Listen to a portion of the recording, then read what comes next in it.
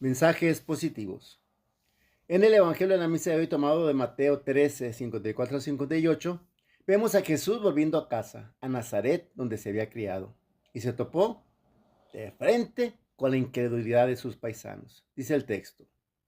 En aquel tiempo Jesús llegó a su tierra y se puso a enseñar a la gente en la sinagoga, de tal forma que todos estaban asombrados y se preguntaban, ¿de dónde ha sacado esa sabiduría y esos poderes milagrosos?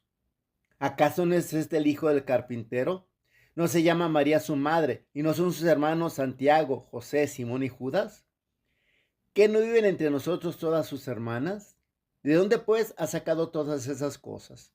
Y se negaban a creer en él. Entonces Jesús les dijo, un profeta no es despreciado más que en su patria y en su casa. Y no hizo muchos milagros ahí por la incredulidad de ellos.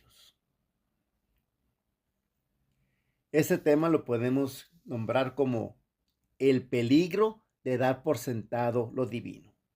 Primer punto, el regreso a casa.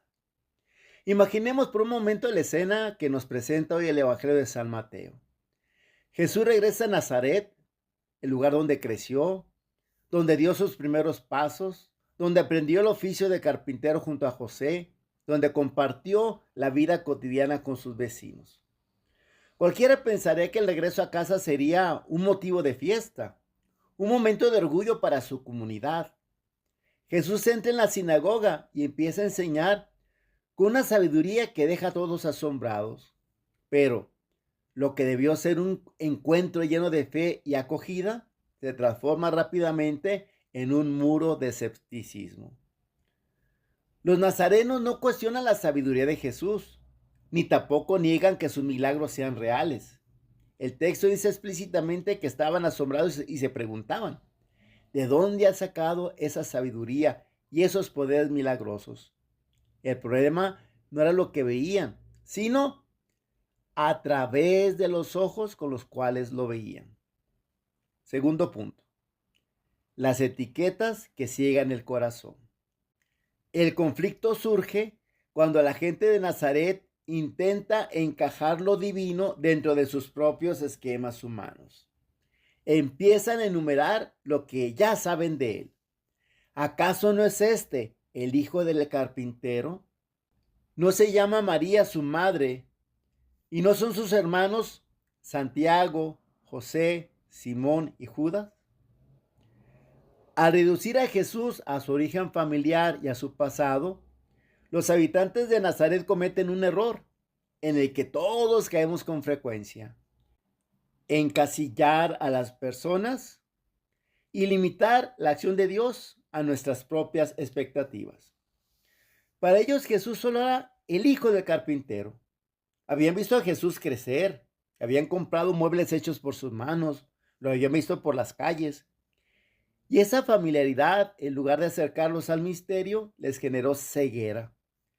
Pensaron que porque conocían su historia humana, ya lo conocían todo sobre él. ¿Cuántas veces nos pasa a nosotros algo similar? A veces cerramos el corazón a lo que Dios nos quiere decir, porque la persona que nos habla nos resulta demasiado cotidiana, un familiar, un amigo, un compañero de trabajo. Descartamos el mensaje porque conocemos los defectos o la historia de quien lo pronuncia. Nos acostumbramos a lo sagrado. Cuando la fe se vuelve rutina, corremos el riesgo de tratar a Jesús con la misma indiferencia con que lo trataron en su propio pueblo. Tercer punto. La incredulidad ataca la gracia. El Evangelio concluye con una frase contundente y sobrecogedora.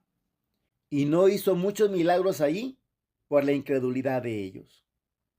Dios, que es omnipotente y creador del universo, se frena ante la libertad humana. Jesús no fuerza su amor ni impone sus milagros a quien no quiere recibirlos. La incredulidad de los nazarenos no disminuyó el poder de Dios, pero sí cerró la puerta para que ese poder actuara en sus vidas. El milagro no es solo un despliegue de poder, es un encuentro entre la gracia de Dios y la fe del ser humano. La fe es la llave que abre la puerta a la presencia de Dios. Cuando la duda, el juicio y la soberbia cierran la puerta, el milagro no encuentra espacio para germinar. Jesús lamenta esa actitud con una máxima dolorosa. Un profeta no es despreciado más que en su patria y en su casa. Nos cuesta trabajo reconocer la grandeza y la presencia de Dios en lo ordinario, en lo sencillo, en lo que tenemos cerca. Preferimos buscar a Dios en lo extraordinario, en eventos deslumbrantes, mientras ignoramos cómo nos habla Dios en la vida cotidiana. Y recordemos cómo Dios tiene gusto por lo cotidiano, tan así que el signo más grande de su presencia es un simple pedazo de pan. Cuarto punto.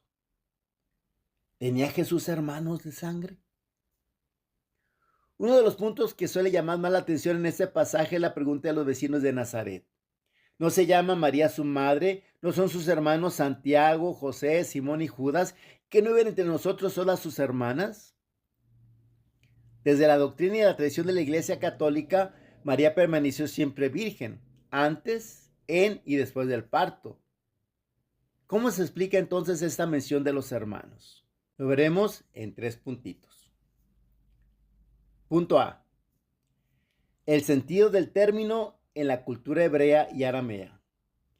En los idiomas semíticos, el hebreo y el arameo, en los cuales se pensó y vivió ese contexto cultural, antes de redactarse los textos en griego, no existían palabras específicas para designar a los primos, tíos, sobrinos o parientes cercanos. La palabra equivalente a hermano, en arameo, ah, abarca toda la parentela cercana o clan familiar. En el Antiguo Testamento escuchamos múltiples ejemplos. Abraham llama hermano a su sobrino Lot, Génesis 13:8, y Labán llama hermano a su sobrino Jacob, Génesis 29:15. Punto B. Identificación de los personajes en el Evangelio. Al contrastar los evangelios se puede rastrear el parentesco exacto entre esos dos hermanos, Santiago y José. En Mateo 27:56 y Marcos 15:40 se menciona a María, madre de Santiago y de José, al pie de la cruz. Esta María no es la Virgen María, sino otra discípula identificada en Juan 19:25 como María, la mujer de Cleofás, calificada como hermana, es decir, pariente de la madre de Jesús. Santiago, el menor, y Judas Tadeo eran apóstoles e hijos de esa otra María o de Alfeo. Cleofás, lo que los convierte en primos hermanos de Jesús. Punto C. El gesto de Jesús en la cruz. Si Jesús hubiese tenido hermanos de sangre nacidos de María según la ley y costumbre judía, ellos habrían tenido la obligación moral y legal de hacerse cargo de María tras la muerte de Jesús. Sin embargo, en la cruz Jesús encomienda a su madre al cuidado de Juan, el discípulo amado, Juan 19:26-27, dejando claro que María no tenía otros hijos según la carne. Tarea, tarea, tarea. Mirar con ojos de fe. Primer paso, examen de conciencia. Tómate unos minutos en silencio para responder con sinceridad estas 3 preguntas en una libreta o cuaderno personal. La etiqueta. ¿A qué personas de mi entorno, familia, trabajo, comunidad he juzgado o encasillado pensando que no tienen nada valioso que enseñarme? La rutina. ¿En qué aspectos de mi vida espiritual me he acostumbrado tanto que he perdido la capacidad de asombrarme? La misa, la oración, la lectura de la Biblia. La incredulidad. ¿En qué áreas de mi vida le estoy cerrando la puerta a Dios por pensar, esto no va a cambiar o eso es imposible? Escoge uno de los 3 aspectos y pídele mucho a Dios que te ilumine para encontrar la manera de dar una respuesta con la ayuda de Dios. Terminamos con una oración. Señor Jesús, te pedimos perdón por las veces que hemos cerrado nuestro corazón a tu presencia. Perdón por encasillar a nuestros hermanos y por no saberte escuchar a través de las personas que tú pones a nuestro lado. Danos una fe sencilla y despierta. Remueve de nosotros los prejuicios, la soberbia y la costumbre que nos impide ver tus milagros. Mensajes positivos.